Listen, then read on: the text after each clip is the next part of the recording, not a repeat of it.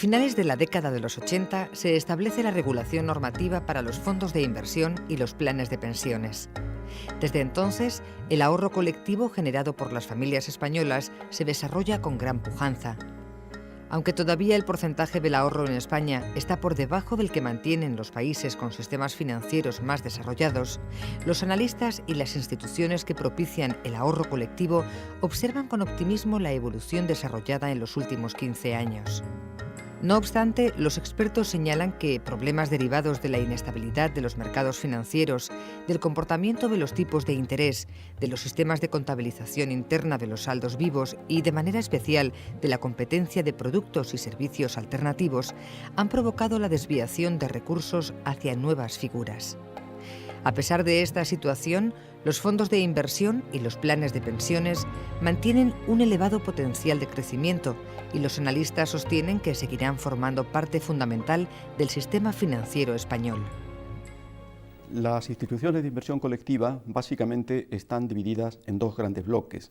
Los fondos de inversión, que en ese periodo han alcanzado una cifra en torno a los 35 billones de pesetas, esto es unos 213.000 millones de euros, y la segunda, los planes de pensiones, que tienen una cifra algo más reducida, en torno a los 10 billones de pesetas, unos 58.000 millones de euros. Entre ambas hay que destacar un hecho muy importante, y es que es un ahorro familiar que de alguna forma está financiando ciertas parcelas de la inversión pública, endeudamiento público y también, aunque de forma marginal, actividades privadas. Los primeros, los fondos de inversión, afectan a más de 8 millones de partícipes. En cambio, en el caso de los fondos de pensiones, afecta a unos 7,5 millones de personas. Quiere decir que tanto por el volumen del ahorro que está invertido en unas y otras instituciones, como por el número de personas, entre ambas del orden de 16 millones de personas, estamos hablando de una actividad financiera muy importante en España. De las diferentes propuestas de inversión que ofrece el mercado financiero, el ahorro familiar se decanta mayoritariamente por los fondos de inversión y los planes de pensiones. Los expertos analizan las motivaciones que se encuentran detrás de esta decisión de los inversores. En el caso de los fondos de inversión podemos citar entre las más relevantes, en primer lugar, la búsqueda de una rentabilidad alternativa, en segundo lugar, pues beneficiarse de una fiscalidad favorable en relación a otros productos alternativos, es decir, obtener una rentabilidad financiero-fiscal que sea atractiva. Y en tercer lugar, pues acceder a las posibilidades de una gestión profesionalizada, sin la necesidad de grandes cantidades de inversión, acceder a la diversificación de carteras, y todo ello en el marco de unas figuras que están perfectamente reguladas. Digamos que estas serían las ventajas o motivaciones clásicas de los fondos de inversión, a las que se suman desde hace unos años pues nuevas variantes a estas figuras tradicionales. No mencionaré los fondos garantizados, que ya tienen cierta tradición en nuestro país, pero en los últimos tiempos se está hablando de conceptos como la gestión dinámica o activa, que busca, pues, grosso modo, garantizar rentabilidades o rendimientos en términos absolutos, o la gestión alternativa, digamos ahora mismo en boga, o los más conocidos ETFs o fondos cotizados, que tienen la particularidad precisamente de que cotizan en bolsa, es decir, que pueden comprarse y venderse como lo hacemos con una acción, y es una opción relativamente barata. Y en el caso de los planes de pensiones, pues entre las motivaciones básicas, pues lógicamente constituir un ahorro frente a determinadas contingencias, básicamente la jubilación, un buen trato fiscal que demora la tributación, la posibilidad de rescate, bien sea en forma de capital o en forma de renta periódica, lo que se conoce como pensión, y bueno, finalmente pues la posibilidad de trasladar los derechos consolidados del mismo a otro plan diferente en el momento que se desee.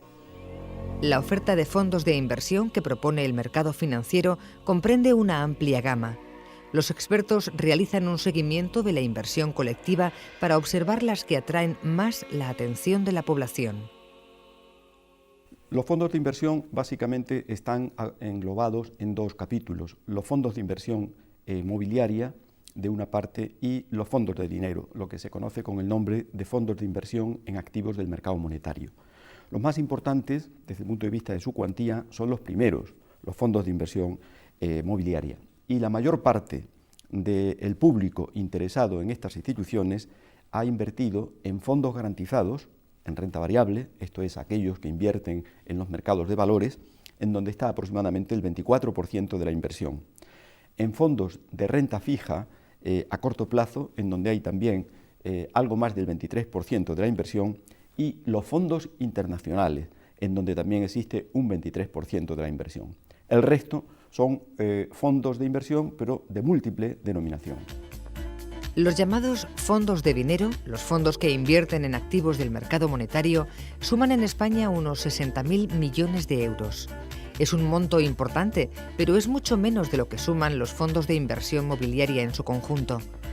Uno de los problemas de mayor preocupación para la población española es el de la vivienda, problema para el cual la sociedad en su conjunto se muestra incapaz de hallar una solución.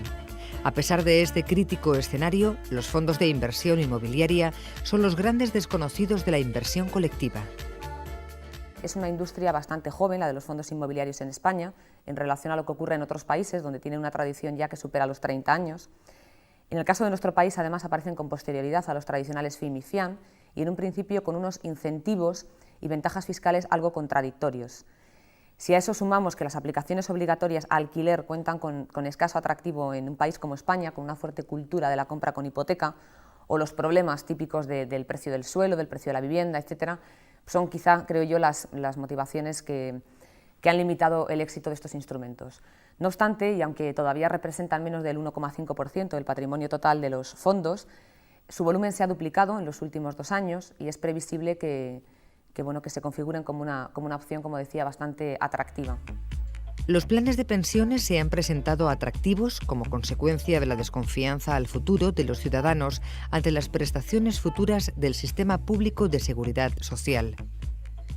Una alternativa importante para la cobertura del futuro de aquellas personas que hoy no son pensionistas es buscar alguna fórmula alternativa, bien a base de un fondo de pensiones, de un plan de jubilación, de un seguro de jubilación, de su participación en una entidad de previsión social voluntaria, etc. Todo ello realmente puede garantizar el que tenga un complemento de pensión importante para su futuro. Los analistas comprueban actualmente que la evolución de la inversión en los planes de pensiones ha comenzado a decaer notablemente en los últimos años. Diversos aspectos de la coyuntura económica actual motivan este descenso del ahorro colectivo en este tipo de inversión. El valor de la participación en un plan de pensiones o en un fondo de inversión, en general en cualquier institución de inversión colectiva, depende del comportamiento de los tipos de interés del dinero. Cuando empezaron tanto fondos de inversión como planes de pensiones, los tipos de interés estaban por encima de los 2 dígitos, 10, 11, 12%. Claro, la revalorización de las participaciones era importante. Hoy estamos en tipos de interés mucho más modestos, los tipos básicos están entre el 2 y el 2,5% y, lógicamente, la retribución que perciben los inversores en planes de pensiones o en fondos de inversión pues es mucho más reducida. Si a eso se une un problema que es importante en España, como es la forma de contabilizar, pues lógicamente eso hace que hayan perdido atractivo ciertas figuras de inversión colectiva, especialmente los fondos monetarios y aquellos planes de pensiones que tenían sus activos materializados en el corto plazo. Las compañías de seguros y otras instituciones financieras ofrecen alternativas de inversión a los planes de pensiones. Algunas de ellas son los planes de previsión asegurados o los seguros de jubilación. Para que estas alternativas de inversión alcancen diferencias en sus resultados respecto a los fondos de inversión y los planes de pensiones tradicionales, es muy importante la calidad en la gestión de las inversiones que realicen, ya que, finalmente, todas estas alternativas invierten los ahorros en los mismos mercados. Un plan de pensiones asegurado pues tiene una prestación asegurada, lo que no genera, por ejemplo, el plan de pensiones normal. El seguro de jubilación pues es una institución muy importante, lo que ocurre que no tiene ventajas fiscales. Tiene también una ventaja, así como el plan de pensiones es una institución irrevocable que solo se puede rescatar en el momento de la jubilación, un seguro de jubilación que no tiene ventajas fiscales, sin embargo puede rescatarse en cualquier momento. En los últimos años, la evolución de los mercados financieros ha introducido nuevas figuras de inversión. Opciones, futuros, warrants son algunas de ellas. Los analistas económicos estudian si es conveniente que los fondos y planes de pensiones tradicionales utilicen estas figuras de inversión que incorporan un nivel de riesgo que podría afectar a las prestaciones futuras. Instrumentos como las opciones, los futuros, los warrants, los swaps, son instrumentos que permiten en épocas de auge de los mercados beneficiarse de mayores rendimientos y en épocas de recesión o de bajada de los mercados, pues limitar las pérdidas, ¿no? Desde ese punto de vista son instrumentos muy útiles, pero que implican importantes riesgos a su vez, ¿no? No olvidemos que además una de las ventajas de los propios fondos de inversión, además de las que ya hemos mencionado, es la cobertura, es decir, que estas instituciones pueden utilizar los instrumentos derivados para cubrir los activos que componen su cartera. En el caso particular de los planes de pensiones, es necesario, eso sí, respetar los límites máximos de inversión que establece la ley. Y esto como cuestión general, ¿no? Si descendemos un poco más a lo particular, los derivados están presentes, por ejemplo, una de las figuras que ahora se incorpora en el nuevo reglamento de fondos, como son los hedge funds o fondos de cobertura, instrumentos de alto riesgo que invierten en derivados y que tienen estrategias de inversión muy arriesgadas, es decir, que la utilización de los derivados puede ser bien con fines de cobertura, bien con fines de especulación o de arbitraje. En definitiva, interesa su utilización, es necesario conocer los riesgos, la complejidad y ello exige de gestores muy cualificados y también, por qué no decirlo, de comisiones muy razonables, más razonables de las que existen ahora mismo. Asegurar un ingreso razonable para las personas jubiladas es motivo de preocupación y un verdadero desafío para la sociedad actual. Los analistas financieros y en general las personas que están estudiando los sistemas de pensiones han concluido que un sistema correcto, equitativo y, por así decirlo, funcional, debería descansar básicamente en tres patas. La primera sería una especie de jubilación igual para todos, que fuera financiada por el Estado a través de los impuestos generales. Un segundo componente sería la seguridad social, la pensión de jubilación del sistema de seguridad social, pero solo en relación a las personas que trabajan, a las personas que han cotizado por sí mismos y a través de las cuotas empresariales en el sistema público de seguridad social. Y un tercer nivel que sería la cobertura de una prestación voluntaria. ¿A través de qué? Pues de un plan de pensiones, de un seguro de jubilación, de un plan de pensiones asegurada e incluso de una institución de inversión colectiva o de un seguro de jubilación.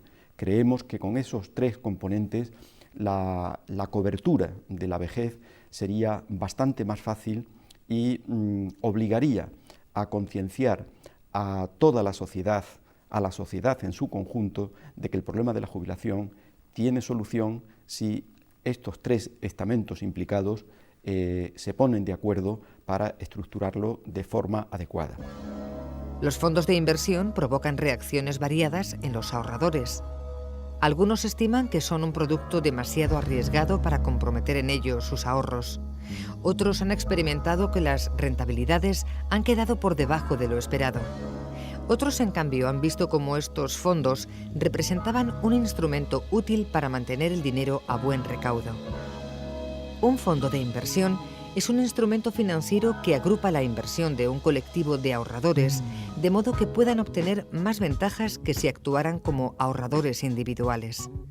Las principales ventajas que ofrece este tipo de inversión son una gestión delegada en un especialista que toma las decisiones, una fiscalidad favorable y una mayor diversificación de la inversión. Debido a la múltiple oferta de fondos y planes de pensiones que propone el mercado financiero, los expertos recomiendan solicitar la ayuda de un asesor. Los fondos y los planes de pensiones representan una alternativa de ahorro e inversión, pero es labor del ahorrador seleccionar correctamente y buscar el asesoramiento adecuado para este tipo de productos.